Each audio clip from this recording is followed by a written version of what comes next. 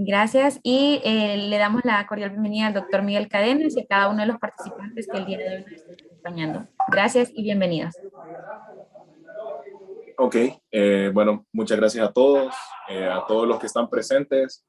Agradecido sobre todo con los que están aquí presentes en la charla. Esperemos de que pueda ser didáctica, lo más didáctica posible, que nos demos a entender y que sea de mucha ayuda en su práctica profesional.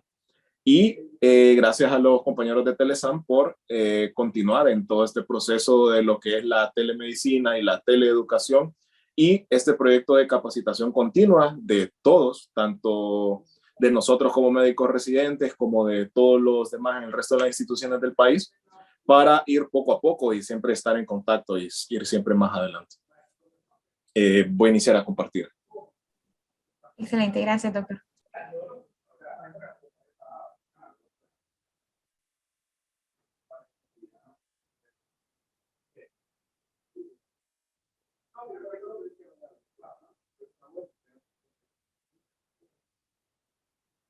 No sé si pueden ver mi pantalla. Sí, sí se logra ver. Ok, entonces no sé si cuando quieran daríamos inicio.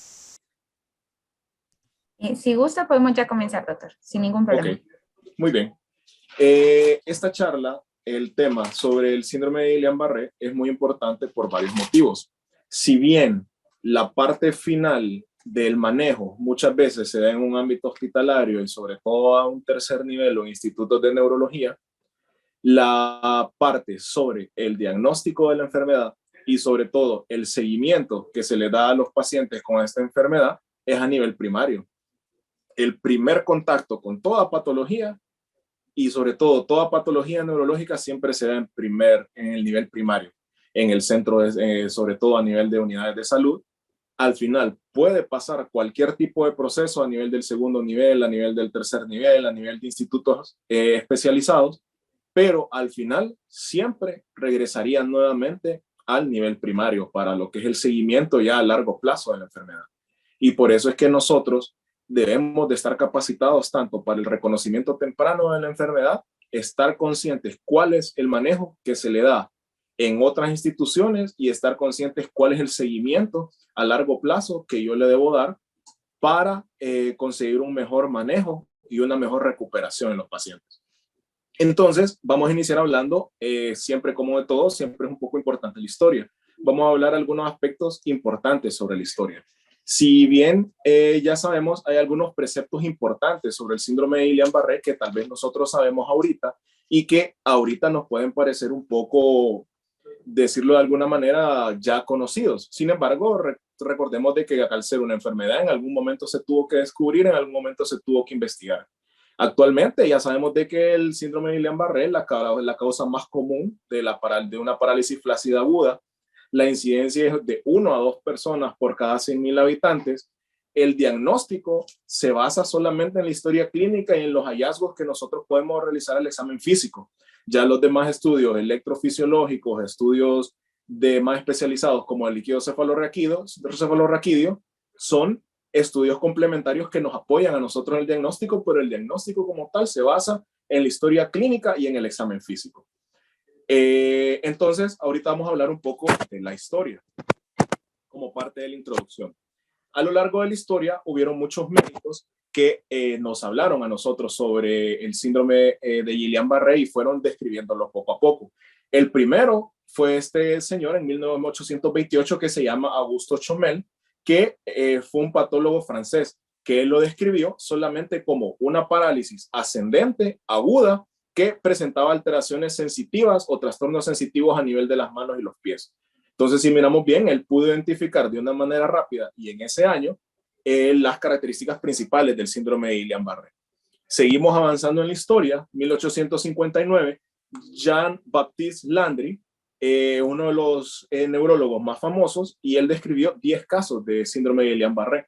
En ese momento se conocía solamente como la parálisis ascendente de Landry. De hecho, él le dio su nombre a la enfermedad, donde estos 10 casos se caracterizaban por pacientes que tenían disminución de la fuerza muscular, pérdida del tono muscular, y él describió igualmente que se acompañaba con ausencia de los reflejos osteotendinosos.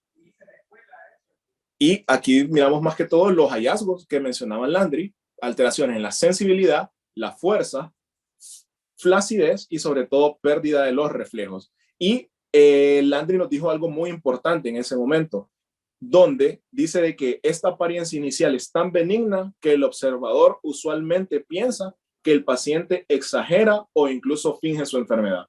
Entonces, esto es como un recordatorio a nosotros de que no tenemos que subestimar ninguno de los signos y síntomas que nos refieren los pacientes. Hasta el más mínimo detalle es importante y se debe vigilar para lo que es su evolución progresiva.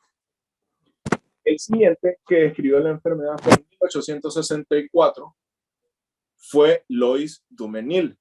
Él igualmente describió otros 4 casos de parálisis ascendente, que era simétrica, aguda, similar a lo que hizo Landry anteriormente en 1859, solo que él nos habló por primera vez que la patología muy probablemente estuviera atribuida a algún daño a nivel de los nervios.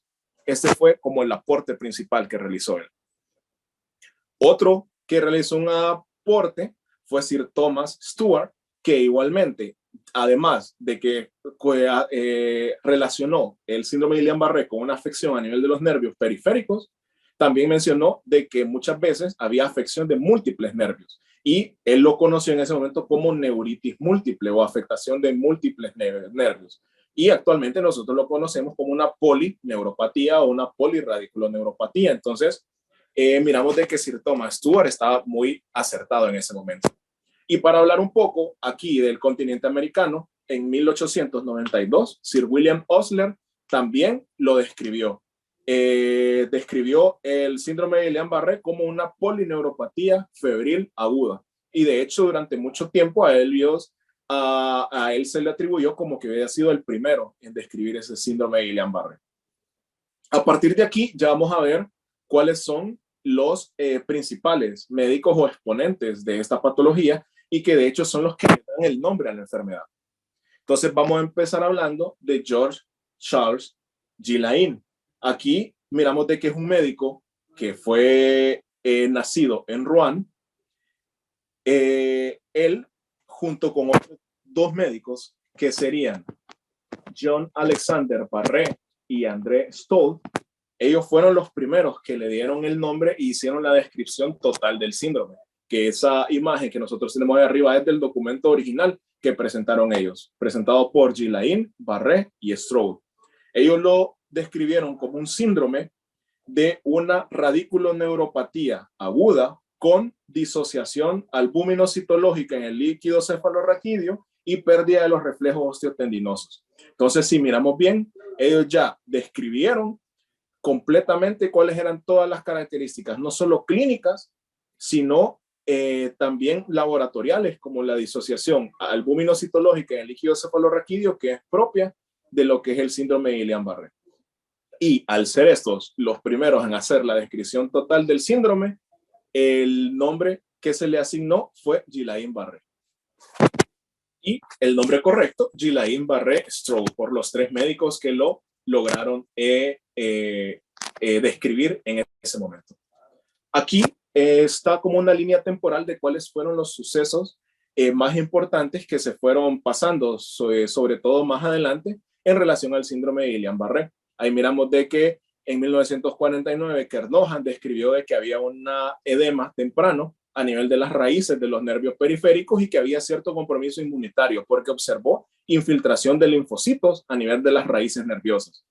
En 1951 y 1956, Bickerstaff y Fisher igualmente describieron variantes del síndrome de Guillain-Barré que ahorita se conocen como las variantes clínicas de la encefalitis de Bickerstaff y el síndrome de Miller-Fisher, que presentaban una clínica diferente, pero que los mecanismos fisiopatológicos eran similares a lo que es el síndrome de Guillain-Barré.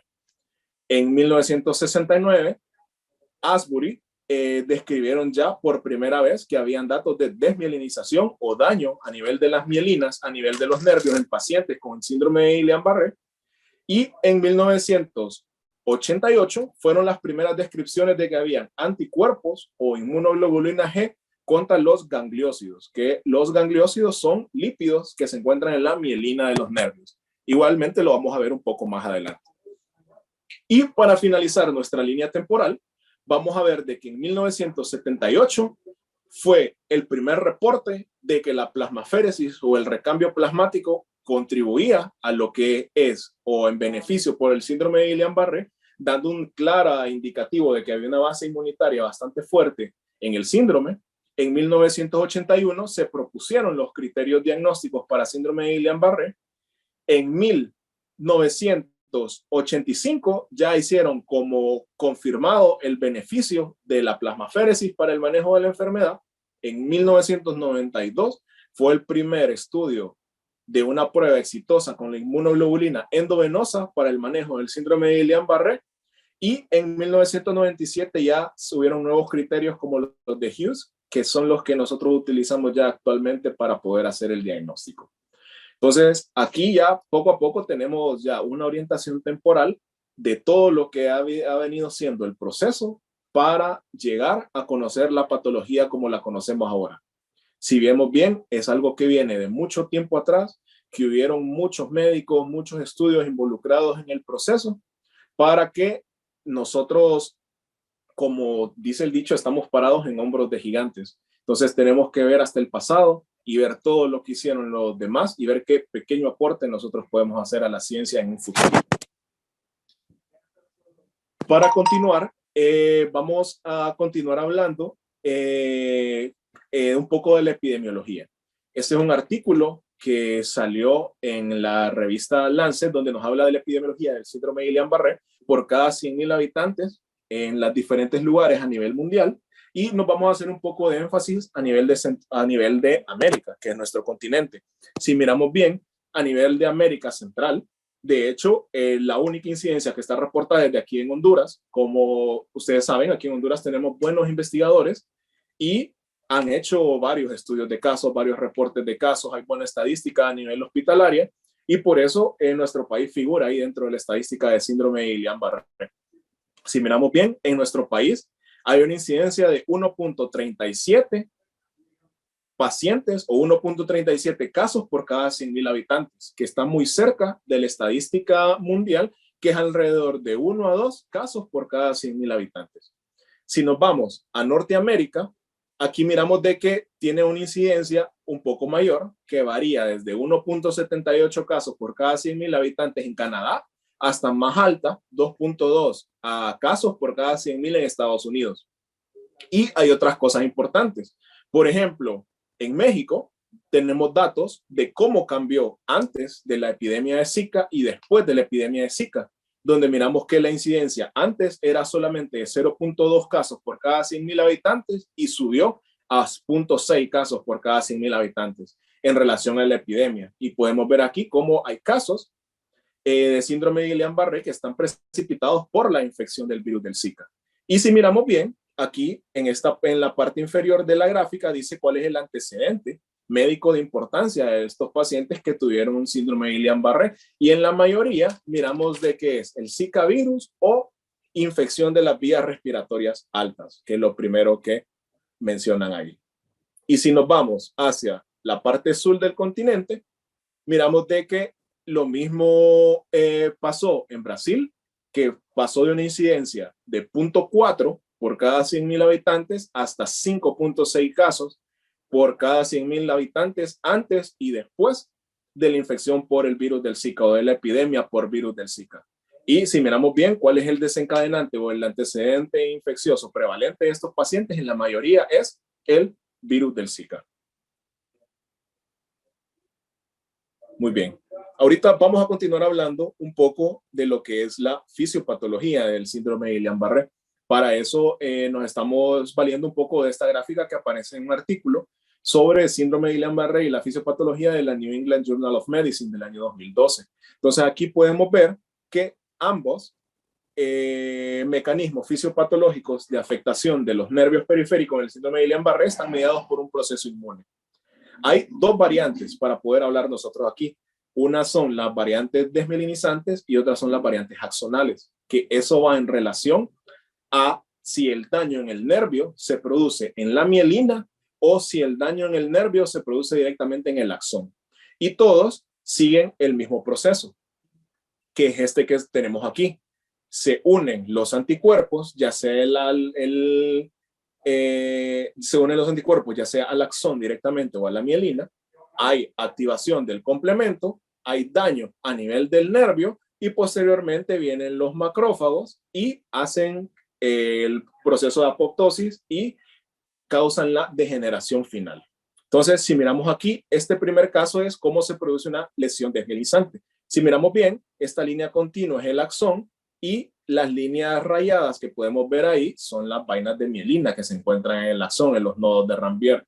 Si miramos bien aquí, aquí se encuentran los anticuerpos, se unen contra proteínas que todavía no están bien descritas a nivel de la mielina. Esto hace que se forme el complejo de ataque de membrana y después vienen las células inmunitarias, que serían los macrófagos en este caso, y causan el daño a nivel de la mielina, que sería la pérdida de la mielina en este caso. Y en el otro caso, donde miramos cuando hay daño directamente a nivel del axón, aquí reacciona contra los gangliósidos a nivel del axón, con los anticuerpos se unen, los anticuerpos se unen a los gangliósidos ahí a nivel del axón, se forma el complejo de ataque de membrana y igualmente, en última instancia, el sistema inmunitario viene y causa el daño, pero aquí es directamente al axón y no directamente a lo que es la mielina. Entonces, aquí, en este gráfico, vamos a tratar de ver que este es un estudio que salió publicado en la revista Lancet, donde nos hablaban de lo mismo. Cómo se dieron ellos cuenta de que este era el mecanismo fisiopatológico que era el preponderante a nivel del síndrome de Guillain-Barré. Entonces, ellos hicieron un estudio y pusieron anticuerpos contra la proteína cero de la mielina en ciertos animales o anticuerpos contra el gangliósido GM1 en otros animales y vieron qué era lo que desarrollaban. Y vieron de que los pacientes inoculados desarrollaban síndromes clínicos semejantes a las variantes desmielinizantes y a las variantes axonales del síndrome de Guillain-Barré. Entonces, aquí quedó claro que el mecanismo fisiopatológico era el que ya habíamos descrito y que todo se mediaba mediante una base inmunitaria, que había anticuerpos que reaccionaban contra antígenos, ya sea en la mielina o en los axones de los nervios periféricos. Entonces, nosotros aquí vamos a enfocar la charla de una manera más didáctica y de una manera más objetiva. Ahorita que ya sabemos un poco de la historia y que ya sabemos un poco de cuál es la fisiopatología de cómo se produce el síndrome. Entonces, vamos a hablar un poco acerca de cuáles son los pasos que nosotros tenemos que ver. Y lo vamos a hacer de una manera rápida, en 10 pasos que nosotros tenemos que actuar secuencialmente para poder dar el diagnóstico, manejo y seguimiento de los pacientes con síndrome de Guillain-Barré. Y nos vamos a tomar en esta tabla que está aquí. Entonces, si miramos bien, aquí hay 3 etapas en el manejo. La etapa de diagnóstico, ¿hola? La etapa de... ¿Aló?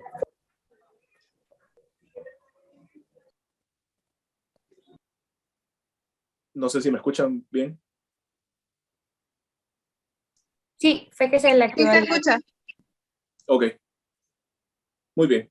Entonces, vamos a ver aquí cuáles son las 3 etapas en el abordaje que nosotros tenemos que tener. Hay una etapa de diagnóstico, una etapa de manejo agudo y hay una etapa de seguimiento a largo plazo en lo que es la enfermedad. Entonces, vamos a ver la primera de la etapa de diagnóstico. Vamos a ver el paso 1 y el paso 2. El paso 1 es cuándo sospechar nosotros que un paciente tiene un síndrome de Guillain-Barré y el paso 2 es cómo llegar nosotros al diagnóstico de un síndrome de Guillain-Barré. Entonces vamos, paso 1. ¿Cuál es este paso 1? Ya habíamos visto cuál era la clínica de un paciente con síndrome de Guillain-Barré. Es un paciente que tiene una debilidad que es progresiva, que es bilateral, generalmente es a nivel de miembros inferiores y superiores de las 4 extremidades, puede ser ascendente y generalmente se asocia con manifestaciones sensitivas a nivel distal de las extremidades. ¿Qué otra cosa nos orienta al diagnóstico? La presencia de hipo o arreflexia, debilidad facial o compromiso vulvar, que eso va sobre todo más orientado a alteraciones a nivel de la deglución o respiratoria, alteraciones en la movilidad de los músculos extraoculares, y el último que refiere ahí, ataxia, que ataxia, como ya lo habíamos visto en las clases anteriores de examen neurológico, se da por compromiso de las vías cerebelosas o sensitivas. Entonces, esta ataxia de estos pacientes es más por compromiso sensitivo. Entonces, ahí vamos a ir viendo un poquito más adelante. Esta imagen nos dice a nosotros cuáles son las variantes clínicas del síndrome de Guillain-Barré, que eso nos preguntan bastante porque hay diferentes patrones clínicos. Entonces vamos a decir primero qué es una variante. Una variante es un patrón clínico persistente y distintivo de unas manifestaciones motoras o sensitivas en un determinado paciente. Entonces, en pacientes con síndrome de Guillain-Barré podemos tener diferentes tipos de variantes. Si bien las manifestaciones principales se encarceran en debilidad, ausencia de reflejos osteotendinosos, manifestaciones sensitivas, pero estas se pueden dar localizadas en ciertas partes del cuerpo o generalizadas. Entonces, aquí vamos a ver cuáles son ciertas variantes que las vamos a mencionar porque son importantes. Es importante conocerlas porque en cualquier momento podemos llegar a ver alguna y no solamente el cuadro clínico clásico. Entonces tenemos que estar siempre atentos. Aquí podemos ver que en la gráfica nos ejemplifica cuáles son los síntomas motores, síntomas sensitivos, cuáles tienen alteración del estado de conciencia y en cuáles de los pacientes se presenta ataxia. Entonces, si miramos bien, aquí la primera nos refiere como la variante clásica o sensitivo-motora. Generalmente estos pacientes tienen debilidad a nivel de las 4 extremidades, tienen síntomas motores, que sería la debilidad, y tienen síntomas sensitivos a nivel de las 4 extremidades. Entonces, este es como asociado a reflexia igualmente. Entonces, este es como el fenotipo típico de lo que es un paciente con un síndrome de Guillain-Barré. Miramos otras variantes, como por ejemplo esta variante motor puro, donde solamente vamos a tener compromiso de la fuerza muscular sin compromiso a nivel sensitivo. Esta tercera variante es la paraparética, que significa que solamente vamos a tener afectación motor y sensitiva, pero en miembros inferiores, que es bien difícil sospecharla y diagnosticarla porque hay varias enfermedades. Sobre todo hay que hacer diagnósticos diferenciales con lesiones a nivel de la médula espinal para ver por qué el paciente tuvo pérdida de la fuerza a nivel de miembros inferiores. La variante faringo-cérvico-braquial, donde la debilidad va a ser más en miembros superiores y a nivel de la región faríngea, que sería la deglución, la respiración, y a nivel del cuello.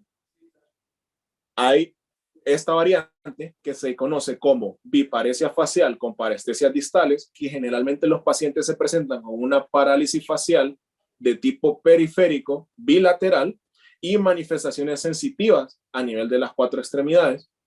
Si miramos bien, si había una variante donde solo había síntomas motores, también hay una variante donde solo hay manifestaciones sensitivas. Entonces, siempre lo tenemos que tener presente porque es bien difícil de que nosotros sospechemos un paciente que tiene síndrome de Guillain-Barré si no tiene debilidad, si no tiene pérdida de la fuerza. Entonces, así como dijo Landry, muchas veces las manifestaciones son tan inespecíficas que nosotros pensamos de que el paciente está fingiendo o que en realidad no tiene nada, pero en realidad nos están diciendo mucho de la enfermedad. Entonces, si viene un paciente y nos dice, doctor, fíjese que siento hormigueo en las manos y los pies, a nosotros muchas veces puede decir, no, este paciente está fingiendo, probablemente no tenga nada. Pero ya cuando somos más acuiciosos, vemos de que es algo que le empezó agudo, lo revisamos bien, vemos que no tiene reflejos, entonces, y estamos a nivel primario, entonces eso es un indicativo, no, mejor este paciente lo tienen que revisar en un nivel de asistencial un poco más complejo para que puedan llegar a un diagnóstico específico. Y estos últimos 2 síndromes que son un poco más extraños, la presentación, de hecho son presentaciones más extrañas aquí en nuestro medio, en América sobre todo, que son el síndrome de Miller-Fisher, que ya habíamos visto cuando lo habían descrito, que generalmente solo se caracteriza por compromiso de los músculos extraoculares. El paciente va a tener debilidad a la movilización de los ojos y va a tener ataxia. va a tener inestabilidad para la marcha. Entonces este paciente va a venir y va a decir, doctor, mire que no puedo caminar, ahora me cuesta pararme, no me puedo mantener sentado, me siento golo, me caigo. Y cuando lo revisemos vamos a ver, no tiene reflejos, muévame los ojos para acá, no los puede mover. Entonces eso es lo que nos indica a nosotros de que no, a este paciente lo tengo que referir y que lo investiguen, pero no lo vamos a referir así nomás, sino, yo estoy sospechando de que probablemente tengo un síndrome de Guillain-Barré, una variante Miller-Fisher. Y la más difícil de todas de diagnosticar, porque si miramos bien, en todas estas variantes, no hay alteración del estado de conciencia. El paciente está 15 de 15, no tiene ningún tipo de alteración del estado de conciencia, incluso los pacientes pueden caer a ventilación mecánica intubados, los pacientes están bien, están conscientes de su medio y todo lo demás. Cognitivamente no tienen ninguna alteración. Pero en esta última variante, que sería la encefalitis del tallo cerebral o de Bickerstaff, estos pacientes sí ya tienen compromiso del estado de conciencia. Entonces aquí nos regimos más que todo de lo que es el examen físico en menor medida, y aquí utilizamos más los medios paraclínicos para poder hacer el diagnóstico. Aquí en esta tabla podemos ver más que todo cuáles son las prevalencias de cada una de estas variables, y miramos que la variable clásica con afectación motor y sensitiva de las 4 extremidades, que como vemos aquí en la clínica es rápidamente progresiva, es simétrica, hay disminución o ausencia de los reflejos y que generalmente el nadir o alcanzan su punto máximo dentro de las primeras 2 semanas de la enfermedad. Si miramos bien, esta puede ser hasta el 85% de los casos, y ya conforme va pasando conforme vamos cambiando de variante, son casi más difíciles o más difíciles de encontrar, y tienen una frecuencia menor, hasta menos del 1% de los casos con algunas. Igualmente aquí miramos eso mismo, cuáles son los principales patrones de afectación, y siempre en relación a las mismas variantes clínicas del síndrome de Guillain-Barré. Entonces aquí no nos vamos a detener. Una cosa que sí es importante son los eventos precipitantes. Entonces, nosotros sabemos de que hay ciertos agentes patógenos infecciosos que se han asociado científicamente, temporalmente, con el síndrome de Guillain-Barré. Y generalmente los microorganismos que se han desarrollado en la génesis del síndrome de Guillain-Barré por respuestas inmunitarias post-infecciosas son el Campylobacter jejuni, citomegalovirus, virus de la hepatitis E, Mycoplasma pneumoniae, el virus del Epstein-Barr y el más recientemente agregado, el virus del Zika, que ahí nos dimos cuenta que después de la epidemia del Zika hubo un repunte en lo que fue la incidencia del síndrome de Guillain-Barré, y ahí se pudo hacer una relación entre la infección por el virus y el desarrollo de la enfermedad. ¿Y por qué se produce una respuesta inmunitaria en relación a estos eventos precipitantes? Generalmente son reacciones cruzadas. El cuerpo genera cierto tipo de anticuerpos que van dirigidos a combatir estos microorganismos, y esos anticuerpos reaccionan de una manera errónea contra la mielina o los nervios a nivel del sistema nervioso periférico. Entonces, aquí vamos a poner un ejemplo, que es el ejemplo del Campylobacter jejuni, de cómo se produce este mimetismo. Si miramos bien, hay un lípido en la superficie del Campylobacter jejuni, que es el lípido A, y si miramos bien, la terminación de ese lípido es similar a lo que es la ceramida, que se encuentra en los axones y en la mielina. Entonces, el sistema inmune genera anticuerpos que están dirigidos a actuar contra el lípido A del Campylobacter jejuni, pero por esta similitud estructural terminan atacando igualmente componentes del axón y la mielina de los nervios. Entonces, a esto es a lo que se refiere la reacción cruzada que se produce a nivel del síndrome de Guillain-Barré. Anticuerpos o una respuesta inmune anómala, por decirlo así, anticuerpos que deberían ir dirigidos contra un patógeno, erróneamente atacan nuestro propio cuerpo, y en este caso, los nervios periféricos o nervios craneales y la mielina de los mismos. Entonces, esta era la primera parte de cuándo sospechar. Ahora, ¿cómo lo diagnosticamos? Ahí generalmente, para ya hacer el diagnóstico, principalmente, como les dije, historia clínica y examen físico. Debemos estar sospechando primero que el paciente pueda tener la enfermedad, y después ir excluyendo otras posibles causas. Entonces aquí es ya donde realizamos estudios de rutina, exámenes laboratoriales y ya estudios neurofisiológicos. Entonces aquí vamos a ir un poquito más rápido. Aquí estos son los principales criterios diagnósticos que nosotros utilizamos actualmente para lo que es el diagnóstico de síndrome de Guillain-Barré. Fueron descritos en 1978 por el Instituto Nacional de Desórdenes Neurológicos y Ictus, que es este NINDS que podemos ver ahí. Y escribió esta tabla donde hay ciertos criterios, donde nos dice cuáles son los criterios estrictamente requeridos para hacer el diagnóstico del síndrome de Guillain-Barré, qué aspectos nos apoyan a nosotros para hacer el diagnóstico y qué aspectos a nosotros nos tienen que poner en duda, que nos deben decir, no, esto no tira la pinta que pueda ser un síndrome de Guillain-Barré por esto, esto y esto. Entonces, aquí miramos qué es lo principal. ¿Cuáles son los dos criterios que se necesitan para el diagnóstico? Entonces, ahí miramos que son dos. La pérdida la debilidad que debe ser progresiva y bilateral de los brazos o de las piernas. Ahí menciona que inicialmente pueden ser solamente las piernas las que se encuentren afectadas, como ya lo miramos, puede ser una debilidad que sea ascendente en un inicio, pero debe ser bilateral y relativamente simétrica y la debilidad debe ser progresiva. Y la otra característica que debe tener todo paciente es la disminución o ausencia de los reflejos osteotendinosos. Entonces, un paciente al inicio puede tener reflejos en fases iniciales de la enfermedad e irlo perdiendo poco a poco. Pero un paciente que tiene debilidad, que es progresiva, ya sea una paciente que tiene debilidad, que es progresiva, que es bilateral y que tiene los reflejos osteotendinosos disminuidos o ausentes, es lo único que nosotros necesitamos para poder decir, este paciente tiene todo lo necesario para poder tener un síndrome de Guillain-Barré y nos tenemos que poner atentos a este caso. Ahora, ¿qué es los datos que nosotros nos apoyan en el diagnóstico de un síndrome de Guillain-Barré?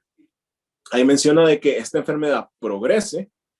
Ya miramos que el nadir o la parte máxima de la debilidad es a 2 semanas o puede ser hasta 4 semanas de evolución. ¿Qué otra cosa nos dice a nosotros? Que tiene que ser simétrico o mantener una simetría relativa, o sea, la debilidad va a ser bilateral. No es lo mismo que pierde la fuerza solo en un hemicuerpo, sino que tiene que ser en ambos. Que tenga síntomas sensitivos que sean leves, que tenga compromiso de nervios craneales, que ahí ya miramos en las clases anteriores de examen físico neurológico cómo se exploran los nervios craneales. Y aquí menciona que un nervio craneal que más se ve afectado es el nervio facial. Entonces, estos pacientes generalmente vienen con parálisis facial de tipo periférico, que puede ser uni o bilateral. Algo más que nos apoya el diagnóstico de síndrome de Guillain-Barré es la disfunción autonómica. Estos pacientes, por el compromiso de nervios del sistema nervioso autónomo, pueden tener disautonomías que pueden ser elevaciones de presión arterial, taquicardia o, por el contrario, bradicardia con disminuciones de la frecuencia cardíaca. Ahí menciona que pueden tener dolor radicular, que generalmente es un dolor que nosotros vamos a ver en la espalda baja, y ya más específico, estudios de líquido cefalorraquídeo, niveles de proteínas en el líquido cefalorraquídeo elevadas con una celularidad normal, y estudios de conducción nerviosa que nos digan de que podemos tener un síndrome de Guillain-Barré. Entonces, estas son las cosas que nos apoyan a nosotros en el diagnóstico de un síndrome de Guillain-Barré. ¿Y qué es? Por el contrario, lo que a nosotros nos hace dudar. Entonces, ¿qué nos hace dudar a nosotros que un paciente tenga un síndrome de Guillain-Barré? Que tenga un conteo de células elevado en el líquido cefalorraquídeo, mayor de 50 células, cuando debería estar normal, menor de 5 células, que tenga una asimetría persistente, o sea, que, por ejemplo, solamente tenga debilidad en un miembro inferior y en el otro no. Entonces, eso nosotros nos pone en duda el diagnóstico. Que tenga disfunción vesical persistente y temprano a nivel de la enfermedad. Que tenga manifestaciones sensoriales que sean predominantes o un nivel sensitivo al momento de la evaluación. que la debilidad máxima o el nadir, ya miramos de que ahí es a las 2 semanas, pero si es menos de 24 horas, el punto máximo de la debilidad también nos pone a nosotros en duda el diagnóstico, que en vez de hiporreflexia tenga hiperreflexia o clonus, que es el grado máximo de hiperreflexia que podemos tener. Eso igualmente nos pone en duda. Y otras cosas, dolor abdominal o que sea una progresión mayor de las 4 semanas o que tenga alteración de la conciencia. Y ya vimos, solamente hay un caso donde los pacientes con Guillain-Barré pueden tener alteración de la conciencia, que es en el caso de la encefalitis del tallo cerebral o de Bickerstaff. Entonces, estos son generalmente los criterios del NINS que nosotros utilizamos más a menudo para poder llegar a hacer el diagnóstico de síndrome de Guillain-Barré. Y los criterios que nos ponen en duda y que nos apoyan en el diagnóstico. Pero como ya lo miramos, hay otro tipo de criterios, como estos que miramos aquí, que fueron los criterios de Brighton para llegar a hacer el diagnóstico de síndrome de Guillain-Barré.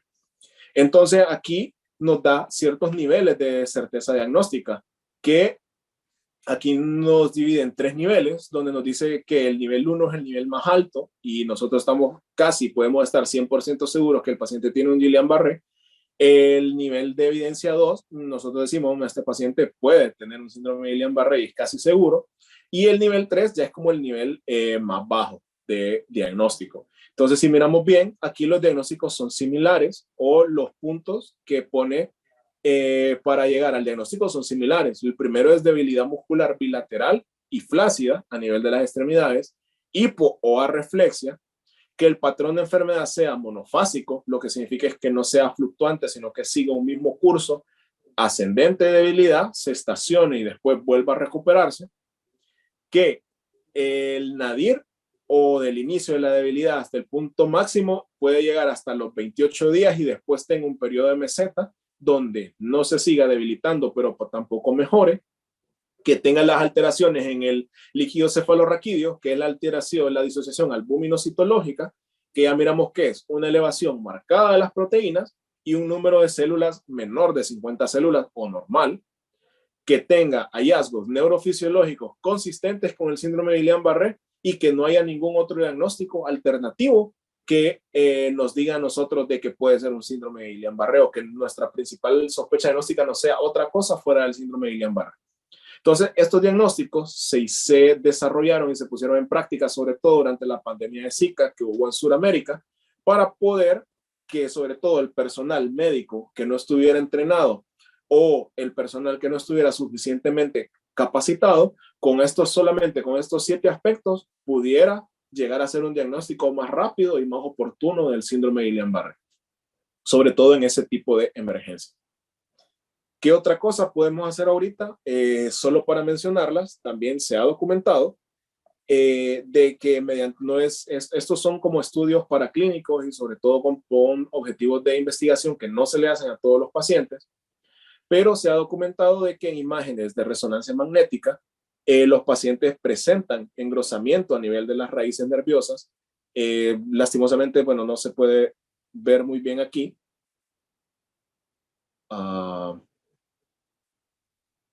Aquí, si miramos bien, esta es una resonancia magnética a nivel lumbar de una médula normal. No sé si pueden ver mi lápiz. Creo que no. Bueno, tengo un poco de problemas con el lápiz, pero si miramos bien aquí progresivamente, estas hiperintensidades que se ven acá son las raíces, cómo van captando medio de contraste por el proceso inflamatorio conforme se va desarrollando la enfermedad. Entonces, eso es algo que ha sido bien descrito en los pacientes con síndrome de Guillain-Barré y miramos de que hasta el 80% pueden presentar este realce con el medio de contraste a nivel de las raíces nerviosas. Y otra cosa que se ha visto ya más recientemente es con el ultrasonido de los nervios periféricos para llegar a hacer un diagnóstico de síndrome de Guillain-Barré para poder apoyar el diagnóstico. Y si miramos bien acá, aquí podemos ver, en este estudio se vieron sobre todo nervios periféricos, que aquí miraron a un nivel muscular, sobre todo entre las raíces C5 y C6 cervicales, y buscaron el nervio vago en pacientes normales y pacientes con síndrome de Guillain-Barré. Entonces, si miramos bien aquí en esta imagen, esta sería la raíz a nivel de un ultrasonido cervical de C5, C6 de una persona normal, y en un paciente con un síndrome de Guillain-Barré vemos cómo está engrosada por lo del proceso inflamatorio subsecuente. Y igualmente, el nervio vago, que miramos que aquí se encuentra en la arteria carótida común y la vena yugular interna en una persona normal, que se debería ver pequeño como en la imagen, se encuentra engrosado y de mayor tamaño en los síndromes de Guillain-Barré. Entonces, como les digo, estos estudios de imagen han venido a apoyar el diagnóstico de síndrome de Guillain-Barré, pero no son estudios definitivos, sino que a nosotros como médicos nos ayudan cuando tenemos la sospecha clínica para poder llegar o apoyar el diagnóstico de nuestro manejo. Entonces, en esta parte terminamos los primeros dos de los 10 pasos del síndrome de Guillain-Barré. Y les prometo que los siguientes van a ser un poco más cortitos. De cómo sospechar al que el paciente tiene de síndrome de Guillain-Barré y cómo llegar al diagnóstico. Entonces, ahora vamos a mencionar un poco más rápido la parte del manejo. Esta parte solamente la vamos a mencionar porque generalmente, no sé si hay médicos aquí que se encuentran en un ambiente hospitalario, pero generalmente este manejo ya es un manejo más avanzado que se da sobre todo en un segundo o tercer nivel de atención. Entonces, aquí ya tenemos de la parte del manejo agudo, tenemos los siguientes pasos que van del 3 al 8. ¿Cuándo admitir a una unidad de cuidados intensivos? ¿Qué manejo le debemos dar? ¿Cuándo empezar el manejo? ¿Cómo hago yo el monitoreo si el paciente se continúa deteriorando o va mejorando? ¿Cuáles son las principales complicaciones que yo tengo que estar atendiendo o estar presentes en este tipo de pacientes? Y cómo le voy a dar la progresión del aspecto clínico al paciente. Entonces vamos a ir uno por uno. Aquí en esta primera parte es cuándo admitir a la unidad de cuidados intensivos. Y de hecho, aquí hay varios criterios que son claros para que yo pueda decir con firmeza, no, mire, este paciente necesita una unidad de cuidados intensivos para el manejo de su enfermedad. Y son estos que tenemos aquí. Sobre todo, esto se da en un estado de insuficiencia respiratoria. Ahí menciona de que cuando un paciente va a tener una insuficiencia respiratoria inminente. Entonces, estos son signos clínicos de dificultad respiratoria. Entonces, tiene dificultad para respirar en reposo durante la conversación, que son pacientes que se cansan rápidamente. Tiene una incapacidad para contar hasta 15 de una sola respiración. Es una prueba que nosotros les podemos hacer. Le podemos decir, inspire y ahora cuente hasta 15. Generalmente los pacientes no llegan hasta tal.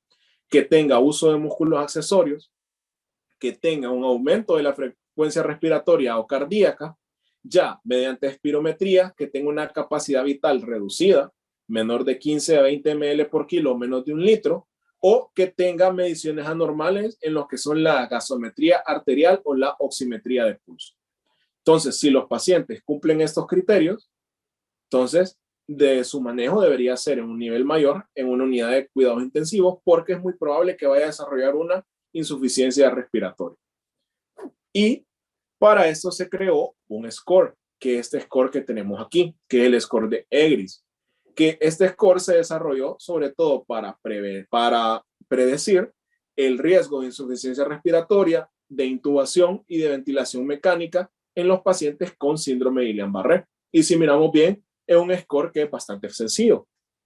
Aquí nosotros solo miramos en este score 3 aspectos. El primero, los días que pasaron desde el inicio de la debilidad hasta la admisión a nivel hospitalario, que si es menos de 3 días, significa que la enfermedad tiene una progresión bastante rápida, lo que le da mayor opciones de tener dificultades, compromiso respiratorio e insuficiencia respiratoria. Si va de 4 a 7 días o va más de 7 días. Si tiene compromiso facial o vulvar, esto significa si tiene parálisis facial o si tiene el paciente disfonía, alteraciones a la dilución o ya dificultad respiratoria per se. Y cómo estaba la fuerza muscular, medida por el MRC. Aquí, cuando tuvieron la clase de examen físico neurológico, les enseñaron cómo valorar la fuerza muscular en un puntaje de 0 a 5. Entonces, este puntaje es eso mismo a nivel de las 4 extremidades. En miembros superiores se valora lo que es la abducción del hombro, la flexión del brazo, la extensión de la muñeca, y en miembros inferiores se valora la flexión de la pierna, la extensión de la rodilla y la dorsiflexión del tobillo. Entonces, si miramos bien, hacemos 3 valoraciones de fuerza en un miembro superior, hacemos 3 valoraciones de fuerza en miembro inferior, y como son bilaterales, todo sumado da un puntaje máximo de 60 puntos. Entonces, ahí nosotros miramos cuál es el puntaje del paciente y en relación a ese le damos un punto. Y si miramos bien, el puntaje va de 0 a 7 puntos. Entonces, ¿cómo lo interpretamos nosotros? Entonces, ahí miramos de que un EGRIS de 0 a 2 puntos indica que el paciente tiene un bajo riesgo de ventilación mecánica, alrededor de un 4%, y a 3 a 4%, o 3 a 4 puntos, perdón, indica que ya tiene un riesgo intermedio de hasta un 24%, y ya un puntaje de 5 puntos o mayor significa que el paciente tiene un riesgo elevado de que pueda caer a ventilación mecánica hasta un 65%. Y esto, para aplicar este score, nosotros no necesitamos estar en el hospital para hacer esto, sino que miramos que los parámetros son puramente a nivel de la exploración física y de la historia. Entonces nosotros ya, desde el primer momento que captamos el paciente, nosotros podemos decir a este paciente, me parece que tiene un riesgo elevado de que pueda necesitar en algún momento asistencia para su respiración. Entonces lo voy a derivar al centro correspondiente. El siguiente paso, ¿cuándo iniciar manejo?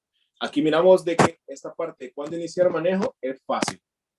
Ahí menciona, iniciamos manejo cuando los pacientes es incapaz de caminar más de 10 metros sin ayuda, si tiene una debilidad rápidamente progresiva, si tiene alteraciones a nivel de la respiración. Entonces, aquí miramos cuáles son los 2 principales tipos de manejo que se le dan, sobre todo aquí a nivel hospitalario, que son los manejos con inmunoglobulinas intravenosas o el manejo con el recambio plasmático. Ahí miramos de que la inmunoglobulina, cuando se inicia en las 2 semanas posteriores al inicio de la debilidad, todavía tiene una buena efectividad, y el recambio plasmático o la plasmaféresis hasta dentro de las primeras 4 semanas de la evolución de la debilidad. Y que ya, más allá de estos periodos, es muy poca la evidencia sobre dar este tipo de manejo. Pero, como ya sabemos, el manejo se da en la fase aguda. Y de las opciones de manejo, que igual no es un tema que no vamos a tocar a profundidad por los objetivos de la charla de hoy, los 2 manejos principales son el manejo con inmunoglobulina intravenosa durante una dosis total de 2 gramos por kilo, que la podemos dar 1 gramo por kilo día por 2 días, o 0.4 gramos por kilo día por 5 días. O el recambio de plasma, que son de 200 a 250 ml por kilo durante 5 sesiones. Y aquí, esta es una imagen que solamente es para ejemplificar cómo funciona la inmunoglobulina. Ya vimos de que la enfermedad del síndrome de Guillain-Barré es una enfermedad que es inmunomediada. Se forman anticuerpos que se unen a antígenos que se encuentran en los axones o a nivel de la mielina. Entonces, la inmunoglobulina endovenosa lo que hace es que funciona mimetizando esos antígenos, que es un análogo de la inmunoglobulina G, se une a los receptores que se debería unir la inmunoglobulina anormal a nivel del fagocito, y esto evita de que ejerza su función. Entonces, es prácticamente como una inhibición competitiva la que ejerce la inmunoglobulina endovenosa. El siguiente paso es cómo realizo ya el monitoreo del paciente que se encuentra con un síndrome de Guillain-Barré. Entonces aquí, más que todo el monitoreo, para hablarlo de una manera más clara, es como un seguimiento diario del paciente si presenta mayor progresión de la debilidad, si presenta mayor compromiso de nervios craneales o respiratorio, o mayor alteración de la función autonómica, que no se pueda controlar las cifras tensionales, que tenga variación a nivel de lo que es la frecuencia cardíaca.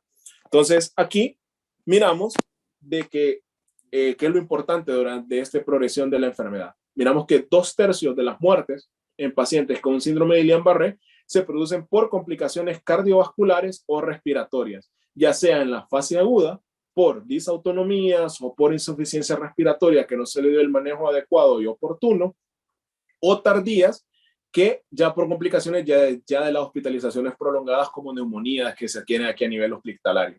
Seguimiento de la fuerza muscular diaria. Debemos, si bien la evaluación de la fuerza puede variar interobservador, un médico capacitado puede valorar perfectamente la fuerza muscular. Un día de un paciente le da un puntaje, lo puede evaluar el siguiente día o incluso varias mediciones el mismo día y puede ir viendo cómo va siendo la progresión de la debilidad del paciente, si se va deteriorando con el paso del tiempo día a día o por el contrario ya llegó a la fase de meseta donde el paciente ya no se continúa deteriorando más.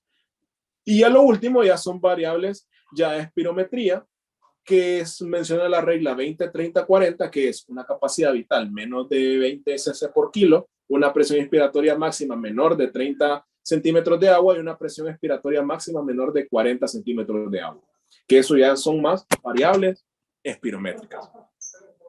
El paso número 7 es estar pendiente de cuáles son las complicaciones tempranas. Entonces, ¿cuáles son las principales complicaciones que yo tengo que estar pendiente de un paciente con síndrome de Guillain-Barré?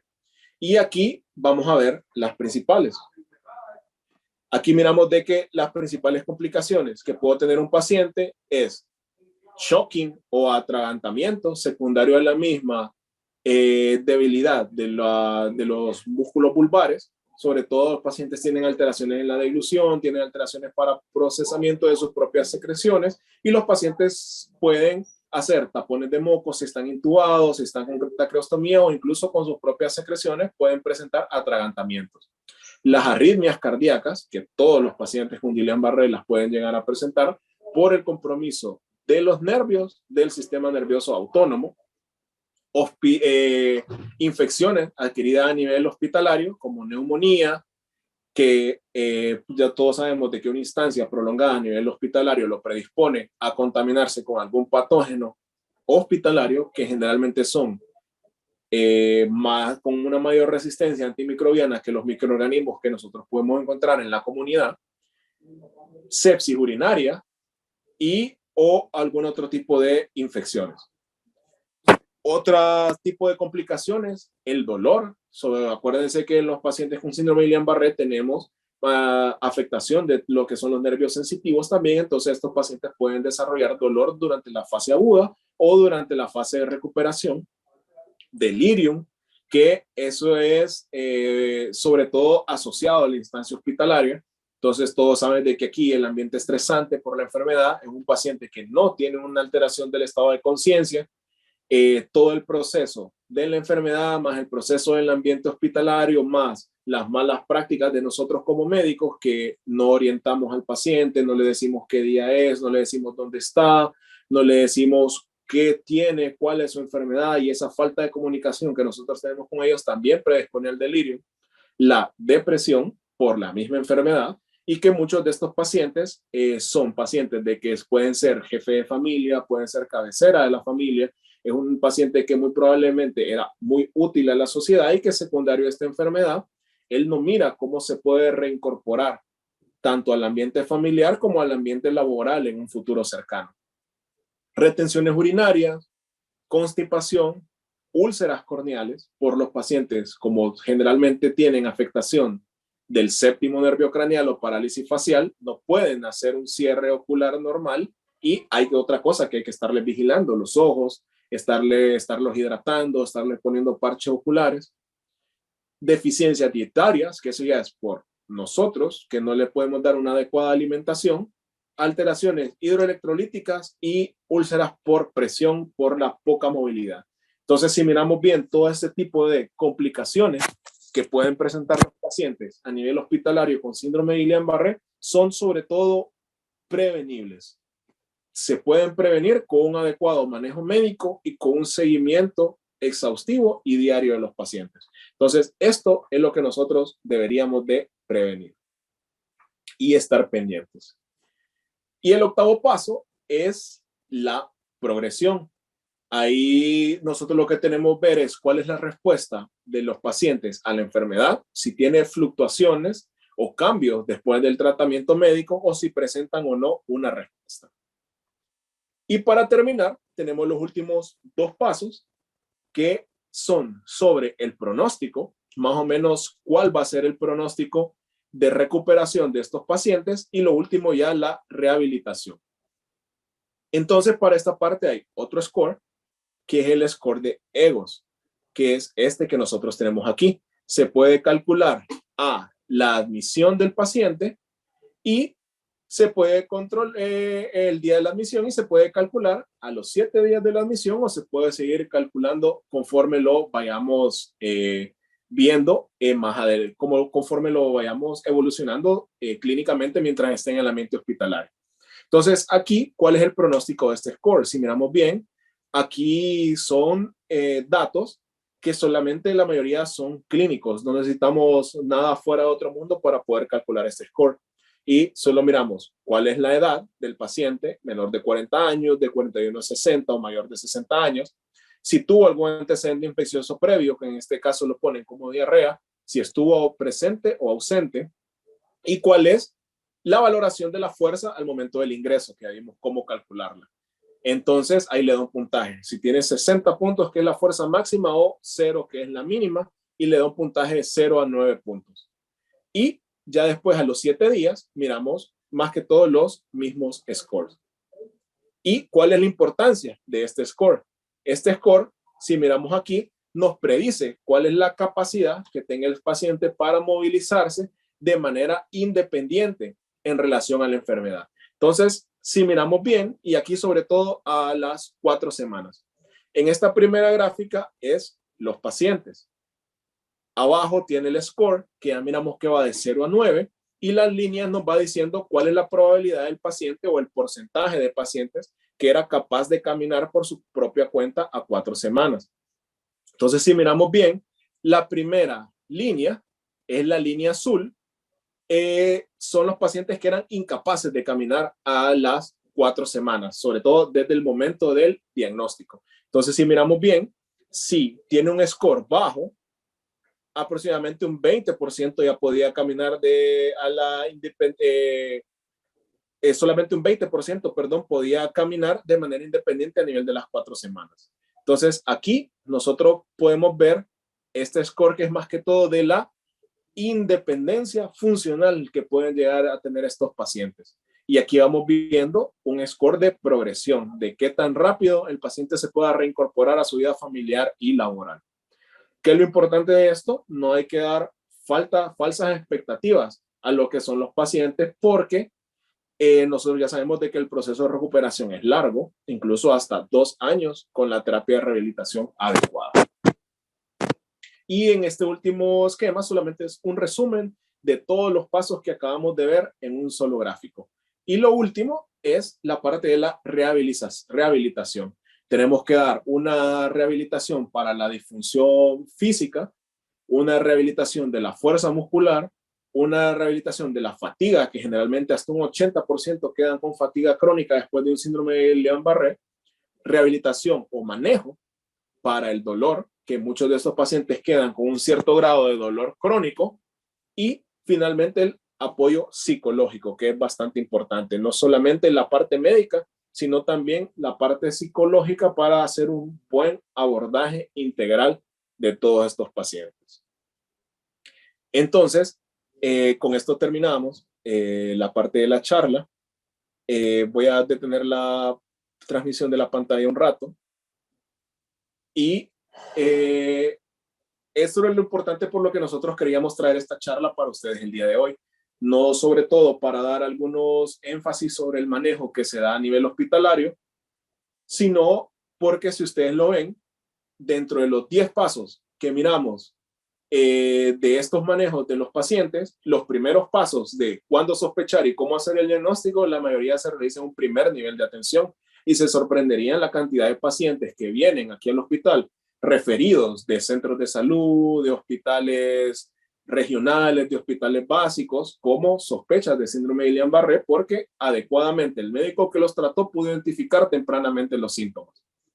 Y posteriormente al manejo que se da en un tercer nivel, el paciente siempre regresa al primer nivel para la fase de seguimiento, que serían los últimos 2 pasos del control de la enfermedad, que ya es como el manejo ya de las ciertas complicaciones a largo plazo y sobre todo la rehabilitación. Entonces, ustedes tienen que saber bastante sobre este aspecto porque ustedes les van a decir a los pacientes cuáles son las expectativas que tienen sobre su enfermedad, cómo es que se produce esta enfermedad, cómo se va a ir recuperando, lo tienen que estar incentivando para que vaya a los programas de rehabilitación física, con psicología, manejo del dolor crónico y manejo de otras complicaciones que pueda llegar a presentar. Entonces, por eso es importante de que todos estemos al consciente y estemos conscientes de este tipo de enfermedades. Y sobre todo, ya que vimos de que es una enfermedad que es bastante prevalente en nuestro país. Entonces, eso sería todo. Espero que les haya gustado, que les haya servido de ayuda y voy a estar atento por si tienen alguna pregunta, si se las podría contestar. Muchas gracias, doctor. Sí, así como ha mencionado, si hay alguno que tiene alguna consulta, puede habilitar su micrófono o escribir la consulta en el chat para que el doctor la pueda abordar. Dejamos este espacio un momentito para que puedan generar sus consultas, comentarios sobre el tema. Hola, buenas. Buenas, Daisy, se le escucha. Adelante. Quiero preguntarle, porque venía en camino y no logré escuchar algunos de lo que él habló de la epidemiología, si el COVID puede tener como consecuencia síndrome de Guillain-Barré.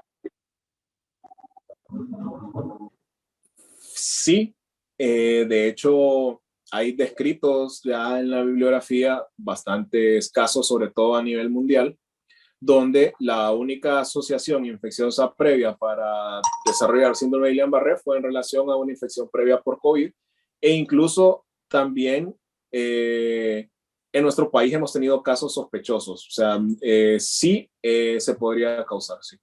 Sí se puede.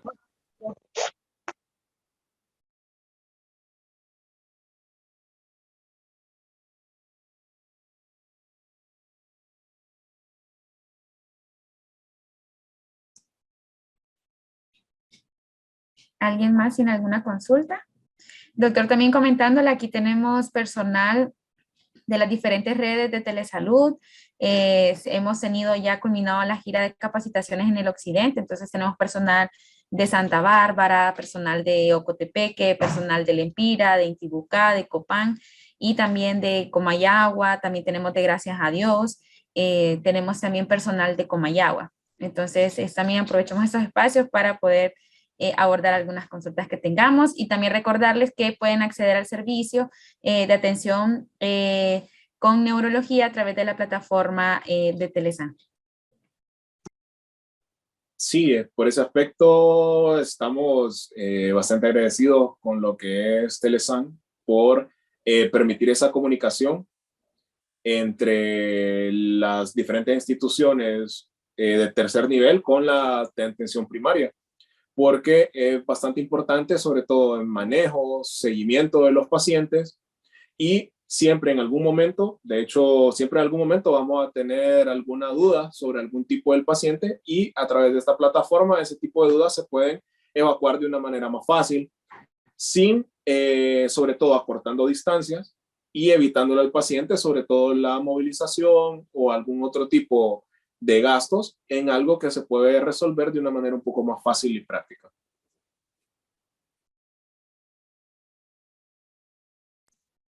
Excelente. Bueno, creo que no hay consultas y comentarios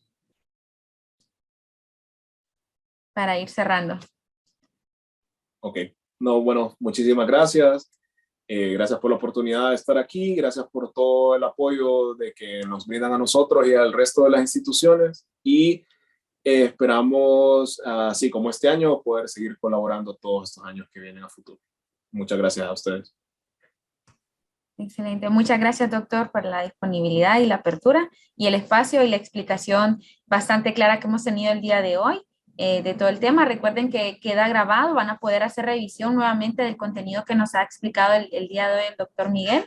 E igual, si tienen más consultas, pueden acceder a la plataforma para abordarlas a través de una interconsulta. Entonces, bueno, en el chat también comentan. Muchas gracias. Gracias, doctor.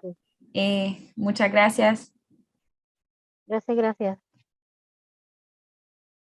Listo. Bueno, entonces damos por terminado el día de hoy y nos esperamos ver la próxima semana con otro tema y agradecemos nuevamente el espacio. Que tengan buena tarde. Basta.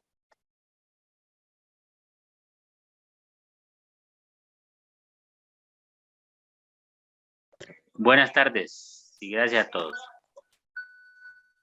Gracias. Ustedes.